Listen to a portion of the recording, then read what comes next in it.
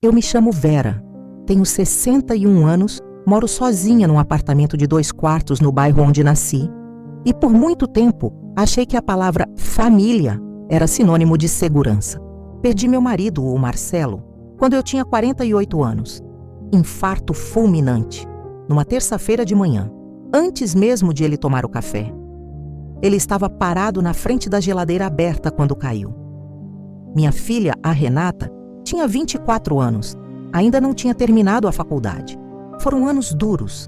Eu trabalhei como técnica de enfermagem por quase 3 décadas.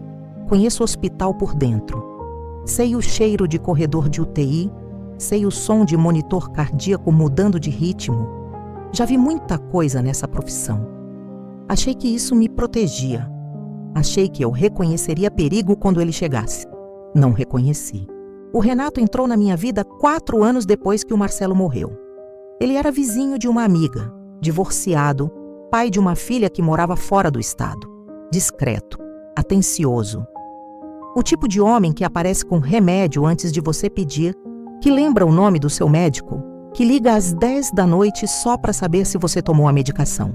Nunca casamos. Ele tinha lá as razões dele, eu tinha as minhas. Mas convivemos por 11 anos. 11 anos de almoço junto no domingo, de viagem para o litoral no aniversário dele, de eu deixar a chave reserva com ele, porque alguém precisa ter. Eu chamava ele de parceiro. Às vezes, nos momentos mais descuidados, eu chamava ele de lar. Quando vieram os problemas no coração, foi ele que me levou nas consultas. Ele que anotava o nome dos remédios num caderninho de capa preta. Ele que conversava com os médicos enquanto eu ainda estava tentando entender o diagnóstico: estenose aórtica moderada. O cardiologista disse que eu precisaria de cirurgia em algum momento, não urgente, mas necessária. Fui me preparando, fui juntando coragem, e o Renato estava lá, sempre estava lá. O problema com ser a mulher forte da família é que ninguém pergunta quando você está cansada. Minha filha, a Renata, morava em Campinas com o marido e os 2 filhos. Ligava toda semana, mandava foto dos netos, era presente do jeito que a distância permite. Mas no dia a dia, era o Renato quem estava aqui. Minha irmã, a Dora, tinha problemas com o marido faz anos. Toda vez que a briga piorava, ela ligava para mim. Toda vez que o filho dela precisava de dinheiro, ela ligava para mim. Eu ajudei com o que pude. E o que não pude, o Renato completava sem reclamar. Eu tinha uma reserva. Não muito, mas o suficiente. O apartamento era quitado, herdado do Marcelo. E eu tinha uma poupança de 22 anos de trabalho. Era a minha segurança. Era o que eu ia deixar para a Renata e para os netos.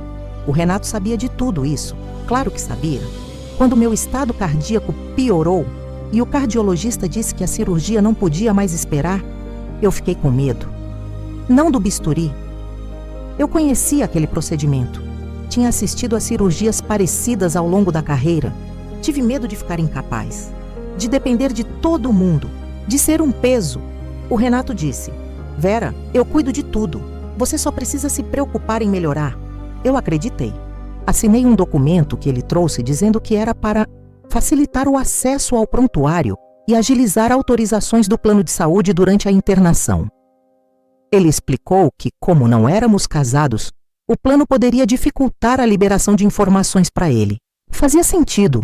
Eu era técnica de enfermagem. Eu já tinha visto isso acontecer com outros pacientes. Assinei. Era uma procuração ampla e restrita. Eu só fui ler depois. Se você está acompanhando essa história e já sentiu que confiou demais em alguém que não merecia, comenta aqui embaixo. Não precisa contar tudo. Só escreve: eu sei como é. Isso me ajuda mais do que você imagina. E se você ainda não está inscrito nesse canal, esse é o momento. A internação foi marcada para uma quinta-feira de março. Na quarta à noite, o Renato me ajudou a fazer a mala. Colocou o pijama, a nécessaire, o carregador do celular, o caderninho com os nomes dos remédios. Fez café. Ficou até meia-noite. Na manhã seguinte, às 6 da manhã, ele me buscou com o carro. No hospital, foi ele quem assinou os documentos de entrada. A recepcionista olhou para ele, olhou para mim, perguntou se ele era familiar. Ele disse: sou o responsável. Eu estava nervosa demais para pensar nisso. A cirurgia estava marcada para as 2 da tarde. Às 11 da manhã, a moça do plano de saúde veio falar comigo. Disse que estava com um problema no código do procedimento no laudo. O código que o cardiologista tinha usado não correspondia exatamente ao procedimento previsto. O plano estava pedindo reavaliação. Eu fiquei paralisada. Tecnicamente, eu entendia o que ela estava dizendo. Praticamente, eu estava de camisola de hospital com um catéter no braço, há 3 horas da cirurgia. Liguei para o Renato. Ele estava do lado de fora, no corredor. Eu resolvo, Vera, não se preocupa. Ele saiu. Ficou quase 2 horas fora. Quando voltou, disse que tinha conversado com o plano, que estava encaminhado, que o médico ia assinar um novo laudo. Eu acreditei. Deram uma medicação pré-anestésica. Eu me lembro de olhar para o teto enquanto a maca se movia pelo corredor.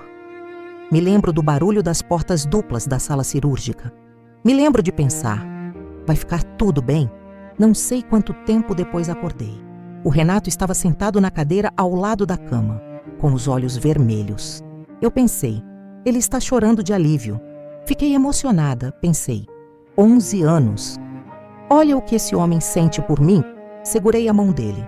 Ele apertou de volta. Passei 6 dias no hospital. O Renato veio todos os dias, trazia fruta, ficava horas. A Renata veio de Campinas no 3º dia, ficou 2 dias, teve que voltar por causa dos filhos. Antes de ir embora, a Renata disse: "Mãe, que bom que você tem ele, né?" Eu concordei. Na alta, o Renato me levou para casa. Aqueceu uma sopa, ficou até eu dormir. Deixou um bilhete na mesa. "Descanse, eu ligo amanhã." Fiquei 30 dias de repouso. Ele aparecia 3, 4 vezes por semana, às vezes mais. Eu me recuperei. Voltei a caminhar no parque. Voltei a fazer meu próprio café. A vida voltou ao normal. Ou pelo menos eu achei que voltou. A primeira pista apareceu 4 meses depois da cirurgia. Minha irmã, a Dora, ligou. Ela estava resolvendo o inventário da nossa tia falecida, a Neuza. Nada complicado. A Neuza não tinha filhos, tinha deixado um apartamento pequeno para ser dividido entre mim e a Dora. A advogada que estava conduzindo o inventário pediu os documentos dos imóveis de todos os herdeiros. Certidão do apartamento, situação cadastral, esse tipo de coisa. 3 dias depois, a Dora ligou de novo. Dessa vez, a voz estava diferente. "Vera, a advogada encontrou uma coisa estranha no seu apartamento." Eu não entendi. O seu apartamento aparece com um registro de transferência, de 4 meses atrás. O mundo girou. Transferência para quem? Silêncio de 2 segundos. Para o Renato. Eu fiquei parada no telefone por um tempo que eu não consigo calcular. Dora repetiu meu nome 3 vezes antes de eu responder. Quando desliguei, fui até a gaveta onde eu guardo documentos. Aquela gaveta que todo mundo tem em casa. Contas antigas, manual de eletrodoméstico, cartão de vacinação, escritura. A escritura não estava lá. Não estava em lugar nenhum. Liguei para o Renato. Ele atendeu no 2º toque. Voz normal. "Oi, Vera, tudo bem?" Perguntei sobre o apartamento. Silêncio de 4 segundos. "Vera, eu precisava proteger o patrimônio. Se você tivesse morrido na cirurgia, o apartamento ia para inventário, podia demorar anos." "Renato, eu fiz por você. Você assinou a procuração. Eu assinei para o plano de saúde. A procuração era ampla, Vera, você leu." Eu não consegui falar mais nada. Desliguei. Fui até o cartório naquele mesmo dia. Pedi a certidão de matrícula do apartamento. Estava tudo lá. Data da transferência. A mesma semana da minha cirurgia. Dia exato. A quinta-feira. O dia em que eu estava na mesa de operação. Enquanto eu estava anestesiada com o peito aberto, ele foi ao cartório. Enquanto eu estava dependendo de máquina para respirar, ele assinou o nome dele no meu apartamento. Voltei para casa a pé. São 6 quadras do cartório até o meu prédio. Ou o que eu ainda achava que era meu prédio. Andei devagar. As pernas estavam pesadas do jeito que ficam quando o corpo ainda não processou o que a cabeça já entendeu. Subi as escadas em vez do elevador, porque precisava de tempo. Entrei no apartamento, sentei na cadeira da sala. Fiquei olhando para as paredes, para o quadro que o Marcelo tinha comprado numa feira, 23 anos atrás. Para a mancha no rodapé que eu nunca consertei, porque ficava atrás do sofá. para a janela com a vidraça trincada no canto que o zelador sempre prometia trocar. Esse apartamento era a minha vida inteira. E estava no nome dele. Liguei para Renata e tentei explicar com calma. Não consegui manter a calma. Ela começou a chorar antes de mim. Disse que ia chamar uma advogada. Disse que ia descer naquele fim de semana. Depois de desligar, fui ao banheiro, abri a torneira, coloquei a mão embaixo da água fria e fiquei assim até conseguir respirar direito. 11 anos. 11 anos eu tinha chamado esse homem de lar. Eu preciso de um segundo aqui. Se você está ouvindo isso e pensando em alguém na sua vida que talvez esteja mais perto dos seus documentos do que deveria, presta atenção nesse sentimento. Comenta aqui embaixo, pode ser só uma palavra. Estou lendo tudo. E se você ainda não salvou esse vídeo, faz isso agora, porque a história não acabou. A Renata chegou na sexta com a advogada dela, uma mulher de uns 45 anos, cabelo curto, voz tranquila, que fez perguntas durante 2 horas e não demonstrou nenhuma emoção até o final. Quando ela terminou, disse: Dona Vera, a procuração que a senhora assinou era irrestrita. Juridicamente, ele tinha poderes para fazer essa transferência.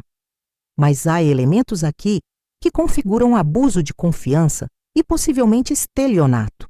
O contexto, a senhora estar em cirurgia no mesmo dia, a ausência de qualquer comunicação prévia, o benefício direto a ele, tudo isso forma uma narrativa forte. Perguntei se eu podia recuperar o apartamento. Podemos contestar na justiça, vai levar tempo, pode dar certo. Mas preciso ser honesta, não é garantido. Perguntei quanto tempo. 1 a 3 anos, dependendo do juiz. Fiquei quieta. A Renata quis processar imediatamente. Estava com raiva. Aquela raiva limpa de filha que vê a mãe sendo machucada e quer fazer alguma coisa. Eu entendia, mas eu precisava pensar. Aqui está a parte que ninguém entende quando ouve essa história de fora. Eu não tinha só raiva do Renato. Eu tinha vergonha. Vergonha de ter assinado sem ler direito. Vergonha de ter deixado a chave com ele. Vergonha de ter chamado um homem que eu não era casada de responsável no hospital. Vergonha de ter 61 anos, de ter trabalhado em hospital por 30 anos, de entender como essas coisas funcionam e ter deixado acontecer assim mesmo. Vergonha é uma coisa pesada. Ela faz a gente querer silenciar. Por 2 dias eu pensei em não processar, em pedir para ele transferir de volta na mão, em resolver em silêncio, sem que mais ninguém soubesse. Liguei para ele no domingo à noite. Ele atendeu. Disse que esperava meu contato. Disse que podíamos conversar como adultos. Disse que não era inimigo meu. Disse que só queria garantir o futuro de vocês dois. Então perguntei direto: Renato, você foi ao cartório no dia da minha cirurgia? Silêncio. Eu precisei, Vera. Desliguei. Na segunda-feira de manhã, liguei para a advogada. Disse que queria processar. O processo começou em maio. A advogada entrou com pedido de tutela de urgência para bloquear qualquer nova alienação do imóvel enquanto a ação corria. O juiz deferiu em 48 horas. O Renato contratou um advogado. Tentou argumentar que a transferência tinha sido um planejamento patrimonial consensual. Apresentou a procuração como prova de que eu havia consentido. A advogada da Renata então trouxe o segundo documento. Esse foi o momento que eu não esperava. Enquanto levantava toda a documentação do caso, ela pediu o prontuário completo da internação. E foi lá que apareceu a anotação da enfermeira-chefe do turno da tarde. Aquela que eu nunca soube que existia. A anotação dizia que durante minha internação, um acompanhante havia fotografado documentos do prontuário no quarto. Ela tinha registrado como conduta irregular do acompanhante e anotado o horário, 11h17 da manhã, antes de ele sair para resolver o problema com o plano de saúde. Ele não tinha saído para resolver nada com o plano. Ele tinha saído para ir ao cartório, com as fotos dos documentos, com a procuração no bolso, o laudo com o código errado. A advogada levantou o nome do médico que assinou o segundo laudo, o que o Renato disse que tinha conseguido para liberar a cirurgia. Esse médico tinha sido descredenciado do plano 6 meses antes por irregularidades em laudos. Ninguém investigou porque a cirurgia aconteceu. A paciente ficou bem, o plano pagou. A teia era mais elaborada do que eu havia imaginado. O juiz julgou procedente a ação 14 meses depois. O apartamento voltou para o meu nome. O Renato foi condenado a devolver o imóvel e a pagar as custas processuais. O Ministério Público abriu inquérito separado pelo laudo irregular. Não sei como vai terminar. Esse não é mais meu processo para acompanhar. No dia em que a advogada me ligou com a sentença, eu estava no parque, na caminhada das 7 da manhã que o cardiologista tinha me prescrito. Parei embaixo de uma árvore. Ouvi a notícia. Agradeci. Desliguei o telefone. Continuei andando. Não senti a vitória que eu esperava sentir. Senti um cansaço profundo. O tipo que não vem de falta de sono. O tipo que vem de ter gastado 14 meses pensando num homem que não merecia tanto espaço na minha cabeça. O que ficou? Ficou o apartamento. Ficou a Renata, que passou esses meses mais próxima do que em anos. Ficou a Dora, que me ligava toda semana perguntando como eu estava. E pela primeira vez na vida, era ela me apoiando, não o contrário. Ficou também uma coisa que eu não sei bem nomear. Quando olho para aquela procuração agora, eu guardo uma cópia no envelope, na mesma gaveta onde a escritura voltou a estar. Eu não sinto raiva. Sinto algo mais parecido com clareza. Eu assinei aquele documento porque confiei.